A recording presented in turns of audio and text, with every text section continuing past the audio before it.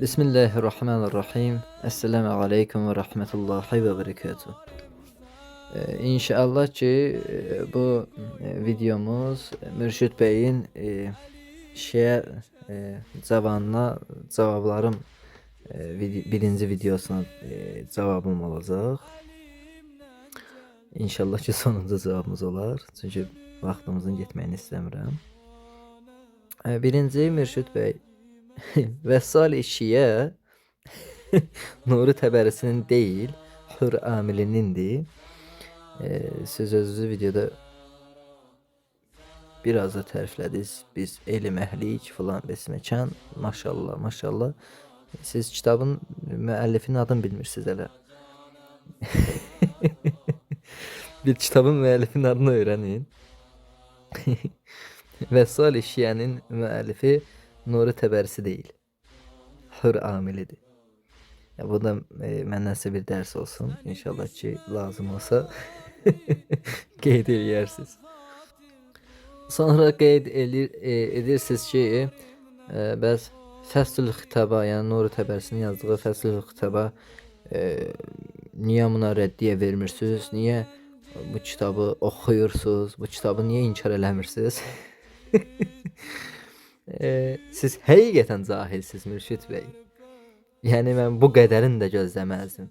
Mütə nicahından bəhsə girdiniz, cavab aldınız, mütə nicahı haqqında ümumiyyətlə danışmadınız. Dedim yəqin mütə nicahının cavabı gələr. O mövzu bağlandı. Okey, onu qəbul edəcəksiniz, inanıram ki. Yeni keçmisiniz Quran təhrif məsələsinə. Bu da çox yenə də zəif bir mövqe idi. Çünki mənlə Quran təhrif məsələsini bəhs etmək qeyri-mümkündür. Bunu mən Səbuhi Mehdi Tican deyirəm, qeyri-mümkündür. Niyə? Birinci o sözünüzə aydınlıq gətirin bir-bir və bunu qeyd edib deyirəm ki, mənim sizə axırıncı rəddiyə videomdur bu. Niyə? Çünki mən sizə baxanda Əlləmə Hilli ilə lənətullah aleyhin vaxtı yadıma düşür. Çünki Əlləmə Hilli ilə İbn Teymiyyə Əlləmə Hillini başa düşsəydi, o qədər boş-boş danışmazdı.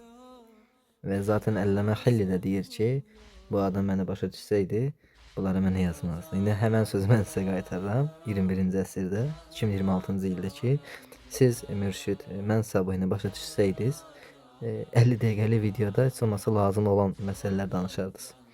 Və Buxariyə də keçəcəm, Müslimə də keçəcəm. İlk öncə bu Nuri Təbərisinin yazdığı kitabı fikrimi bildirim Allahın izni ilə. Şeyx Muhammed Cavad Bəlaği Əlur-Rahman fil Təfsirül Quran kitabında açıq mövqeyi olub ki, Quran-Kərimdə nə artıma, nə də azaltma, nə də dəyişiklik olmuşdur. Aydın. Daha sonra Şeyx Muhammed Hüseyn Kəşfül Qita Şiənin əsası və əqidə prinsipləri adlı kitabında Quranın təhrifinə inanmaq Şiə məzhəbinə atılmış böhtandır demişdir. Əlləmə Seyyid Muhammed Hüseyn Təbətabai Əl-Mizan Quran təfsiri kitabında qeyd edib ki, təhrif iddiası ağla, Qurana və icmaya ziddir. Ayətullah Əbul-Qasım Əl-Xoyi Quran təfsirinə giriş Əl-Beyanda açıq ifadə ilə buyurub ki, təhrif iddiasına dair bütün rəvayətlər ya zəifdir, ya da uydurmadır. Daha sonra müstəhid olan Xomeyni Üsul elmin təmzillənməsi kitabında, yəni Təhzibul Usul kitabında açıq mövqedə buyurub ki, Qur'an-ı Kərim toxunulmazdır və heç vaxt təhrif olmayıb. Yəni bütün Şiənin mərciləri, Ayətullah Sistani olsun, Vəhid Xurasani olsun, Mekarim Şirazi olsun, hamısı yekdilliklə deyiblər ki, Qur'anda təhrif yoxdur. Yenə təkrar edirəm, Şeyx Muhammed Cavad Bəlaği açıq şəkildə buyurub ki, Nuri Təbərisinin gətirdiyi rəvayətlər zəif və etibarsızdır. Aydın? Şeyx Muhammed Hüseyn Kəşfül Qita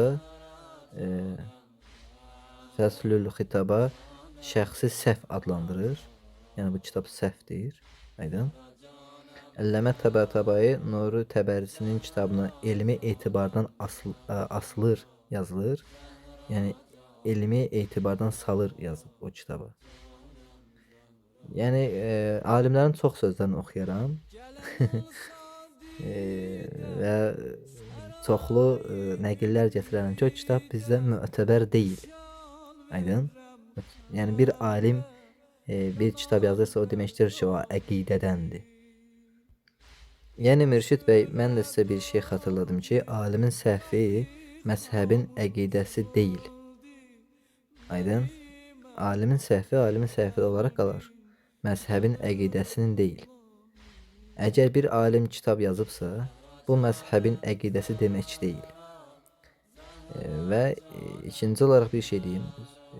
Sünni kitablarında da təhrif rəvayətləri var. Buxari və Müslimdə olan bu rəvayətlərə görə siz də təhrifə inanırsınızmı? Yoxsa yox? Yəni Buxaridə rəcm ayəsi oxunurdu, sonra qaldırıldı məsələsi var.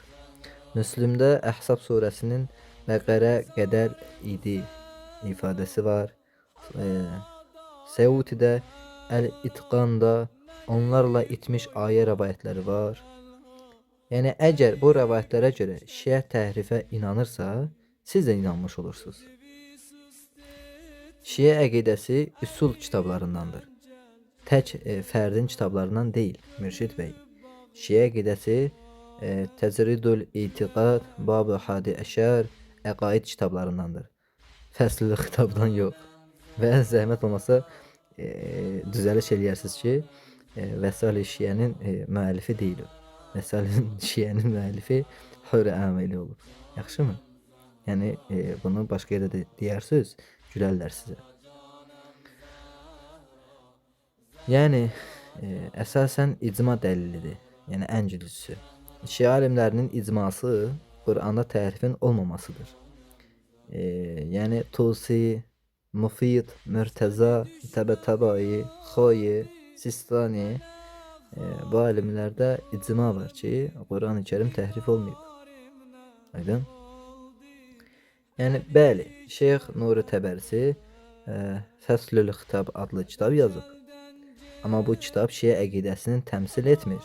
Çünki Şiənin bütün böyük alimləri, adını saydığım alimlər açıq şəkildə bu fikri rədd ediblər. Əgər bir alimin səhvi məzhəbin əqidəsi sayılırsa, onda Buxari və Müslimdəki itmiş ayə rəvayətlərinə görə sünnilər də təhrifə inanmış olurlarmı? Halbuki nə siz, nə də biz buna inanmırıq. Deməli, Nuri Təbərisinin şəxsi fikrini Şiə əqidəsi kimi təqdim etmək elmi saxtakarlıqdır, Mürşid bəy.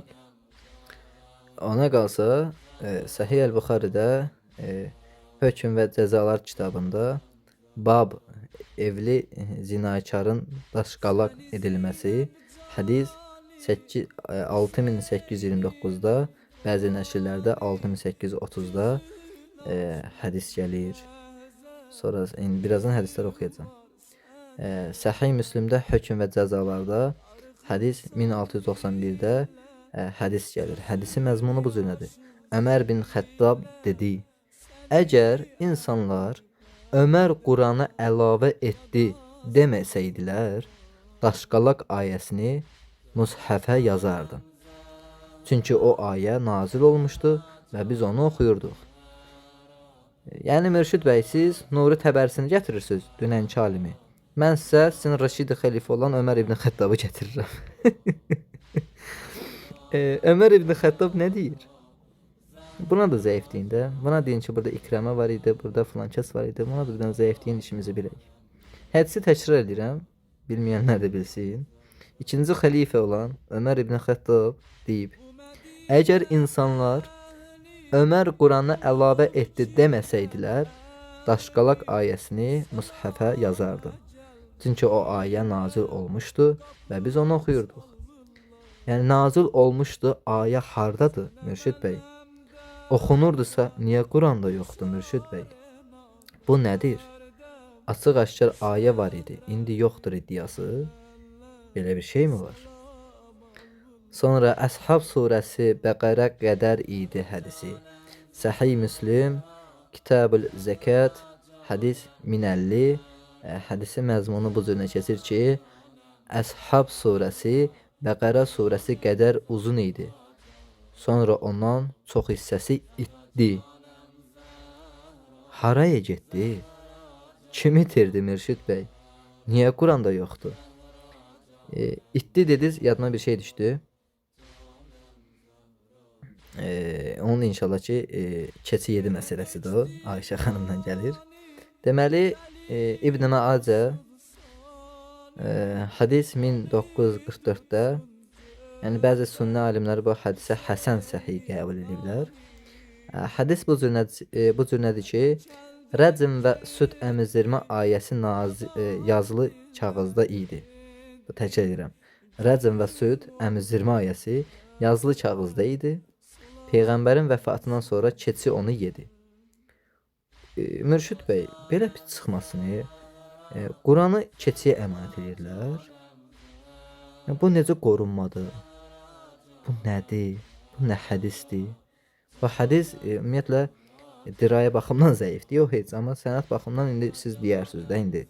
Əgər desəz, inşallah ki qulaq asaram, vaxtım olar. Sonra Səhih Müslimdən bir hədis oxuyum. Hədis 1452-də gəlir. Hədis bu cür nədir ki, deyir, biz bir ayə oxuyurduq, sonra o qaldırıldı. Bu da təhrif məzmunludur, Mürşid bəy. Yəni, bəli, Nuri Təbərisi adlı alim həqiqətən bu kitabı yazıb. Bəli. Amma bu kitab Şiə əqidəsinin təmsil etmir və Şiə alimlərinin icması tərəfindən rədd edilib. Əgər bir alimin səhvinə görə məzhəb ittiham edilirsə, onda Səhih Buxari, Səhih Müslimdəki bu rəvayətlərə görə siz də Quranda təhrifə inanmış olmalısınız. Halbuki nə siz, nə də biz buna inanmırıq. Deməli, problem Şiədə yox, mənbələri oxumayan ittihamçılardadır və mövzunu səhv başa düşənlərdədir. Yəni, Nuri Təbərisi Şiə əqidəsi deyil. Şiənin icması var. İcma da bu var ki, Quranda təhrif yoxdur. Sünnədə səhih kitablarında təhrif məzmununda hədislərimiz amma var. Yəni, ittiham edən əvvəl öz kitabına baxmalıdır.